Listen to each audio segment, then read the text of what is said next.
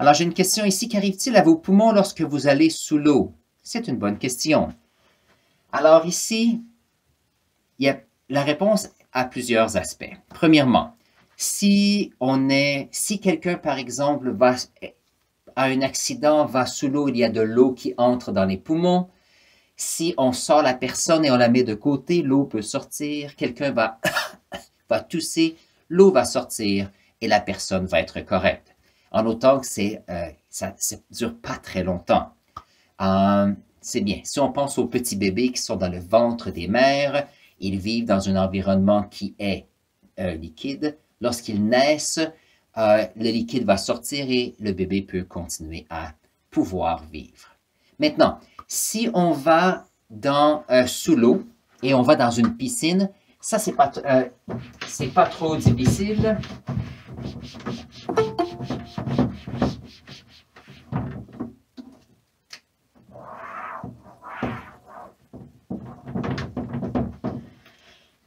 Si on va dans une piscine, OK. Alors, la personne n'est pas morte, elle est seulement en train de nager.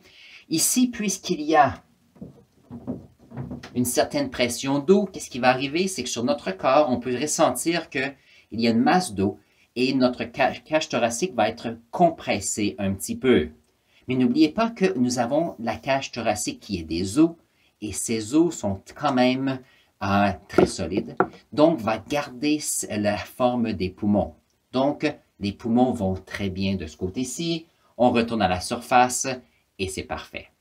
Maintenant, ce qui est plus difficile, c'est si nous allons faire de la plongée sous-marine.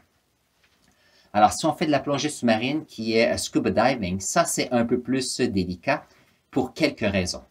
Premièrement, lorsque on va, disons qu'on descend à 20 mètres, 30 mètres ou 50 mètres, et là ça commence à être très creux, qu'est-ce qui va arriver? C'est que si dans le dos, je ne bonbonne et j'inspire, il y a un certain volume d'air qui va entrer dans mes poumons. Mais il y a la pression autour de moi qui fait que le volume d'air a un certain volume. Ça veut dire que si je reste à 50 mètres sans bouger et je nage horizontalement, il n'y a pas de difficulté.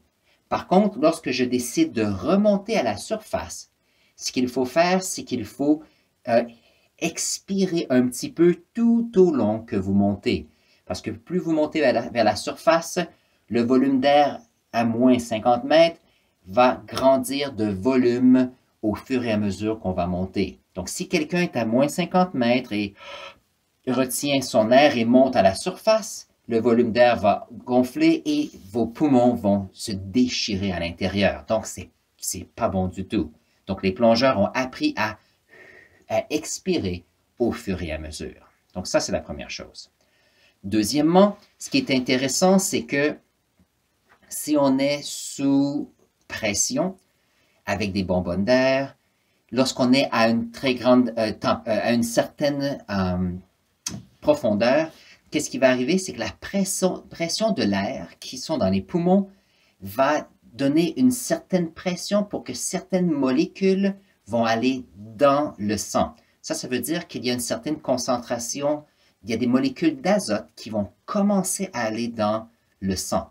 Alors, ce qui arrive, c'est que c'est pas grave si on y va, on nage pendant quelques temps, mais s'il y a des personnes qui font des recherches sous l'eau ou travaillent sous l'eau, ils vont se mettre dans des